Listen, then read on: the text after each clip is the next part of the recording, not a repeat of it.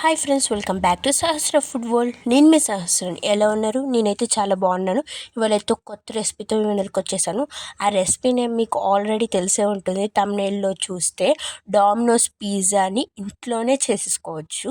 అదైతే సింపుల్ అనమాట. ఫస్ట్ అయితే మనం పిజ్జా బేస్ని అనేది తీసుకోవాలి. అది ఇంట్లో అయినా ప్రిపేర్ చేసుకోవచ్చు, లేదా బయట నుంచి అయినా తీసుకోవచ్చు అనమాట. నేనైతే బయట నుంచి తెచ్చుకున్నాను.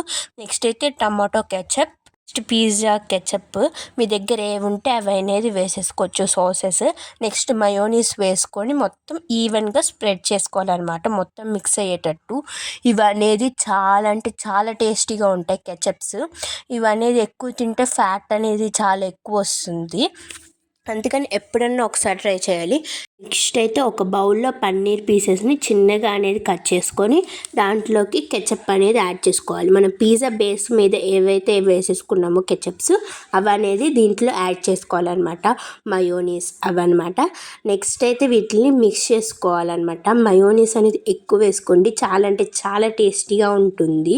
ఇది మయోనీస్ రెసిపీ కూడా నేను ఇంట్లో తయారు చేసింది ఉంది, అది కూడా మీకు చెప్తాను, ఛానల్లో వస్తుంది కమింగ్ సూన్లో. నెక్స్ట్ అయితే corn and onions and tomatoes అనేది వేసుకోవాలి. మీ దగ్గర ఏ వెజిటేబుల్స్ ఉంటే అవి కూడా వేసుకోవచ్చు అనమాట. అప్పుడు మనం ప్రిపేర్ చేసుకున్నదంతా ఆ పిజ్జా బేస్ మీద అనేది పెట్టుకోవాలి.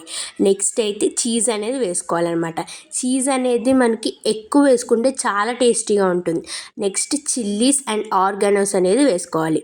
నెక్స్ట్ అయితే నేనైతే ఎయిర్ ఫ్రైయర్లో అనేది పెడుతున్నాను అనమాట. ఇది అనేది ఎంతసేపు పెట్టుకోవాలంటే 180 degrees అండ్ 7 minutes అయితే పెట్టామన్నమాట మేము. అప్పుడైతే బాగా అనేది కుక్ అయ్యి మంచిగా వచ్చిందనమాట.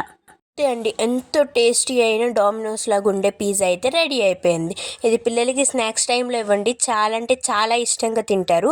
And subscribe for more videos. Bye guys, thank you for watching.